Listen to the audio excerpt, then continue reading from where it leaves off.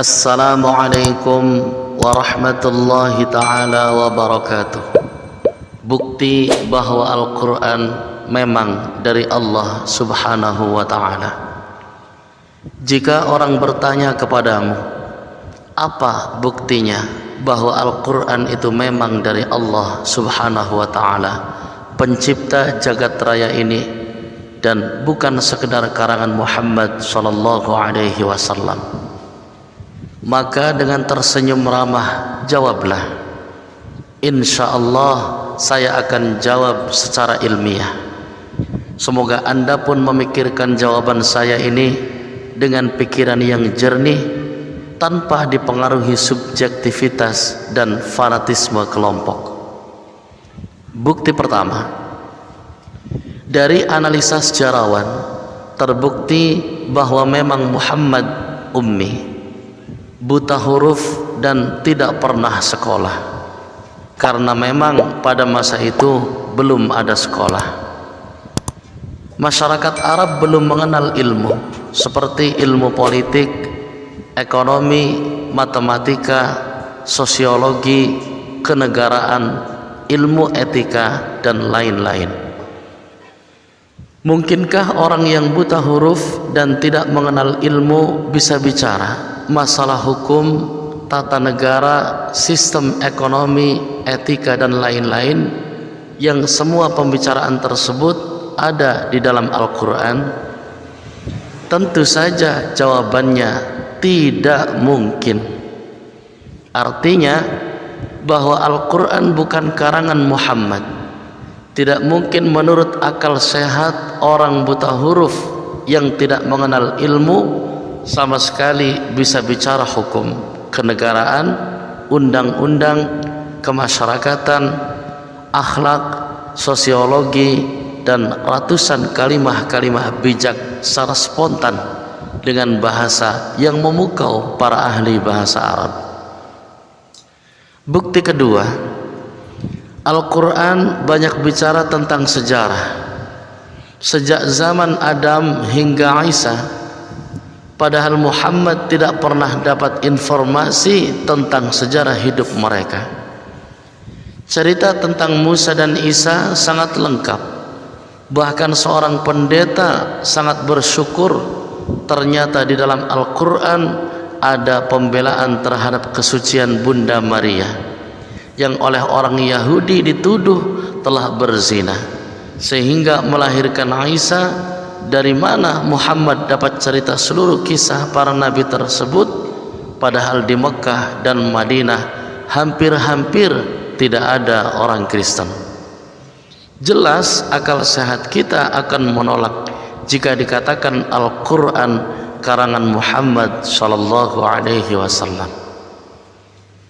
Begitu juga cerita tentang Musa alaihi salam sangat lengkap, padahal orang Yahudi tidak ada yang mengajarkan Taurat kepada Nabi yang tinggal di Mekah.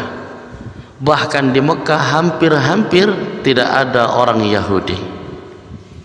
Bukti ketiga, dulu ada seorang pelaut Eropa. Kebetulan di atas kepalanya ada Al-Quran terjemah. Sekedar mengisi kekosongan selama dalam pelayaran, beliau iseng membaca-baca Al-Quran terjemahan tersebut. Beliau sangat terpesona dengan pembicaraan Al-Quran tentang lautan, badai, dan starvation yang terkait. Bahasanya pun sangat dalam dan puitis. Ketika beliau berlabuh di India, dia bertanya-tanya kepada muslim di sana tentang Muhammad dari muslim India tersebut. Dia memperoleh keterangan bahwa Muhammad hidup di tengah gurun pasir dan tidak pernah melihat lautan. Maka dia sangat yakin bahwa mustahil Al-Quran karangan Muhammad yang bisa dengan sangat indah melukiskan lautan, padahal beliau tidak pernah melihat laut, sehingga ia pun segera memutuskan masuk Islam. Bukti keempat, di dalam surah Al-Furqan ayat 53, Allah subhanahu wa ta'ala berfirman, Dan dialah Allah yang membiarkan dua laut yang mengalir berdampingan, yang satu tawar dan segar, yang lainnya asin dan pahit. Dan Dia jadikan di antara keduanya dinding dan batas yang tidak tembus. Haha, dari mana Muhammad lelaki gurun pasir itu tahu? Padahal beliau tidak mengerti sedikit pun tentang lautan. Dan bahkan dua laut yang beda rasa dan warna itu pada masa hidup beliau belum ditemukan orang. Jadi sekali lagi tidak mungkin Al-Quran tersebut karangan Muhammad sallallahu alaihi wasallam.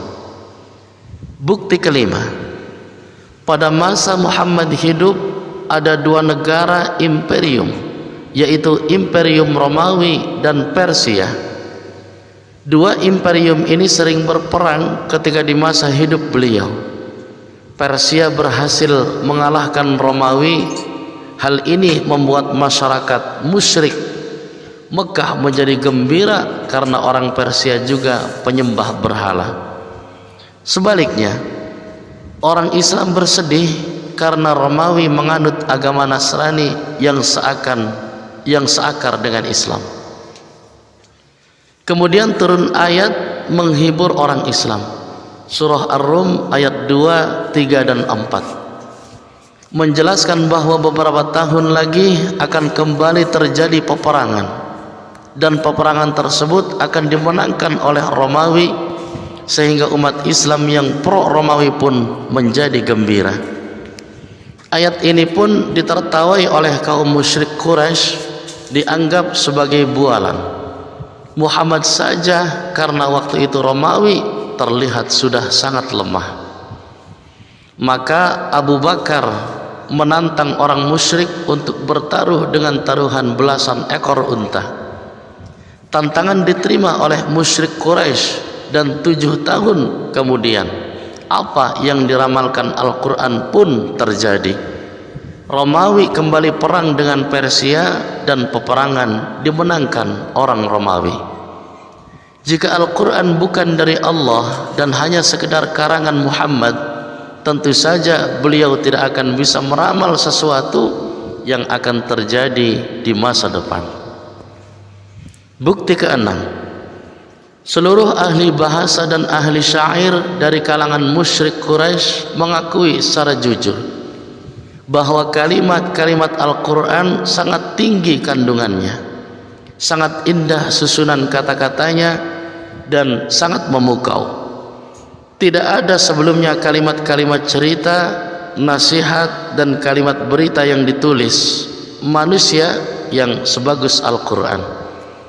Sampai-sampai orang Quraisy pun menjuluki Muhammad sebagai tukang sihir yang kata-katanya bisa memukau semua orang. Dan bukti yang lebih mencengangkan lagi dari jutaan kitab yang pernah ada di dunia ini, hanya Al-Quranlah satu-satunya kitab yang bisa dihafal secara pas, kata demi kata, oleh jutaan orang. Bahkan orang tidak mengerti bahasa Arab seperti ribuan anak-anak Indonesia mampu menghafal Al-Quran yang lebih dari 600 halaman. Adapun pastor dan pendeta tidak akan mampu menghafal Injil atau Bible kata demi kata secara pas, walau hanya 100 halaman. Hal ini menunjukkan bahwa Allah sebagai yang menurunkan Al-Quran telah mengatur sedemikian rupa sehingga memudahkan bagi semua orang untuk menghafalnya. Bukti ketujuh, dalam surah Yunus ayat 92 diceritakan bahwa jasad Fir'aun musuhnya Musa alaihi salam akan diselamatkan Allah. Padahal peristiwa sejarah Musa alaihi salam dan Fir'aun tersebut terjadi 1200 tahun sebelum Masehi. Pada awal abad ke-19 tahun 1896, seorang ahli purbakala, Loret, menemukan di lembah Raja-Raja Luxor Mesir satu mumi yang dari data-data sejarah terbukti bahwa ia adalah Fir'aun yang bernama Maniplah. Pada tanggal 8 Juli 1908, Elliot Smith mendapat izin untuk membuka pembalut Fir'aun, dan ternyata jasadnya masih utuh seperti yang diberitakan Al-Quran. Nah, mungkinkah Muhammad yang buta huruf tersebut bisa mengetahui hal tersebut, padahal di dalam Taurat dan Injil pun tidak ada diceritakan?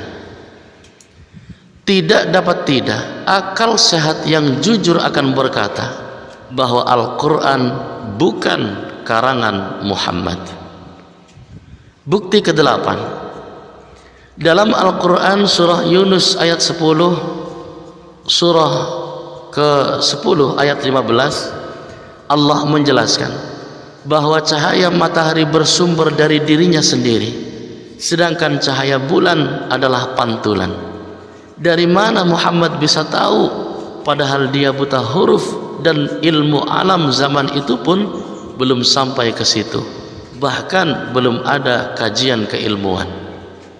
Bukti ke-9, Al-Quran turun secara acak, kadangkala turun karena ada suatu peristiwa atau pertanyaan, sahabat maupun orang kafir. Jadi tidak ada upaya penyusunan kalimah. Kebanyakan ayat turun secara spontan dan disampaikan Muhammad secara lisan. Namun yang terjadi sangat mencengangkan, bahwa banyak terdapat keharmonisan yang di luar nalar manusia. Dari hasil studi bertahun-tahun, Syekh Abdul Razak Naufal menemukan hal-hal yang menakjubkan yang kemudian ia paparkan dalam kitab yang ia tulis, Mukjizat Al-Quranul Karim. 1. Terdapat keseimbangan kata dengan lawan katanya. Al-Haya hidup dan Al-Maut mati disebut sama-sama 145 kali. An-Nafa' atau manfaat dan mudarat disebut dalam jumlah yang sama 50 kali. Panas dan dingin 4 kali. Kebaikan dan keburukan 167 kali. Kufur dan iman dalam bentuk kata indefinite masing-masing 17 kali, dan lain-lain. 2. Kata hari dalam bentuk tunggal sejumlah 365 atau jumlah 1 tahun. Kata hari dalam bentuk jama berjumlah 30 kali, penyebutan angka 1 bulan. Kata yang berarti bulan hanya disebut 12 kali, menunjukkan jumlah setahun, dan lain-lain. Apakah semua ini kebetulan dan sangat banyak bukti lainnya? Mudah-mudahan dengan keterangan sederhana ini bisa meningkatkan kualitas iman kita dari haqqul yakin menjadi ainul yakin, keyakinan yang sudah terbukti dan tidak bisa dibantah. Dan dengan Anda membagikan ilmu yang sangat penting ini untuk diketahui banyak orang, Anda pun terhitung telah melakukan amal jariah yang sangat penting dalam urusan syiar Islam. Barakallahu li wa lakum. Wassalamu alaikum warahmatullahi wabarakatuh.